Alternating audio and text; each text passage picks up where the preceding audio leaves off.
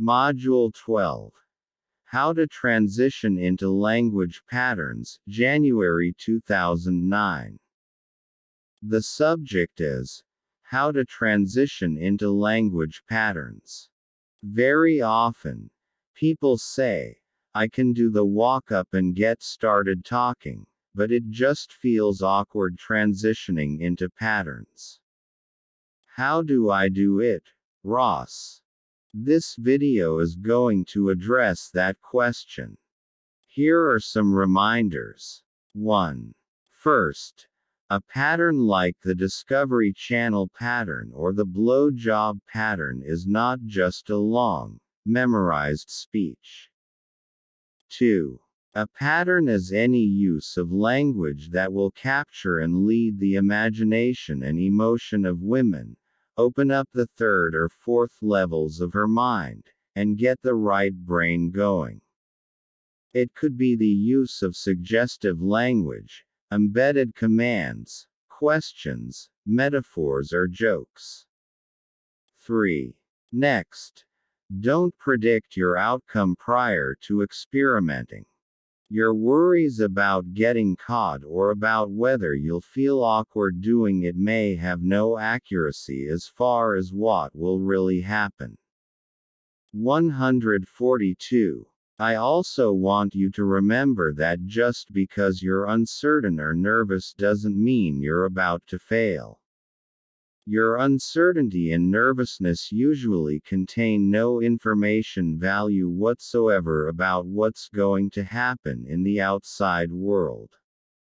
It's just a report about what's going on in your own neurology. There may be no connection.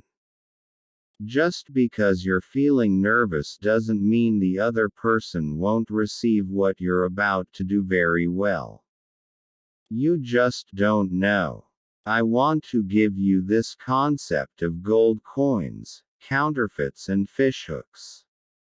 Many guys think that using language patterns or speed seduction is something they have to get away with or that they're going to get caught doing, that it's like committing a minor crime such as picking someone's pocket, stealing their watch or peeping in their window. In reality, this way of talking and expressing yourself is what women hunger for. You're giving out the gold coin. Everyone else is counterfeiting with their 5 Bs: bullying, begging, buying, beasing and booze. The other aspect is that a lot of guys' discomfort around using patterns has to do with the fact that they wouldn't want to be talked to in this fashion. You, as a guy, think that if someone talked to you with language patterns, you'd hit them in the face. I like to use the metaphor of fishing. When you go fishing, you don't bait the hook with your favorite food. If you like peanut butter and jelly sandwiches, that's not what you bait your hook with. You bait it with what the fish like to eat. This is what women like. If you don't believe me, do some research. What is the highest selling genre of books, the one that outsells everything else? It's romance novels. Also, the worst that can happen when you try this stuff is that nothing happens. If something bad does happen, 99% of the time the worst that happens is that nothing will happen. She just won't respond. Finally, I want to remind you that sometimes in life it makes sense to be dramatic and go for heroic progress with fantastic marathon dedication. At other times, you just want to do steady practice.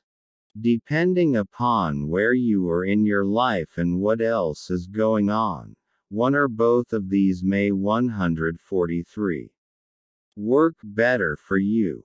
I recommend steady practice. Let's talk about transitioning into patterns. Your first basic choice is to do a demo or quiz, such as my twin brother scenario, my snack quiz, or the blammo. An example of the snack quiz would be, let's see if we're snack compatible. Do you like Pringles or pretzels? Answer honestly. No matter what she answers, you say, damn. Let's try for 2 out of 3. How about little goldfish snacks or Ritz crackers? Basically, the snack quiz just gets her talking about what she likes to snack on. It's not as innocent as you might think because it's actually bringing up the topic of indulgence, and what she likes to enjoy and put into her mouth. You can see where I'm going with it. Instead of a demo or a quiz, you could ask a seduction question. An example of a seduction question would be, when you really want to cut loose, indulge yourself and enjoy, what do you love to do? Your third choice is to do a traditional memorized pattern. Essentially, there are 3 different starting positions. Any one of these 3 categories can be introduced with one of the following transition phrases. Do you want to see something really cool I learned?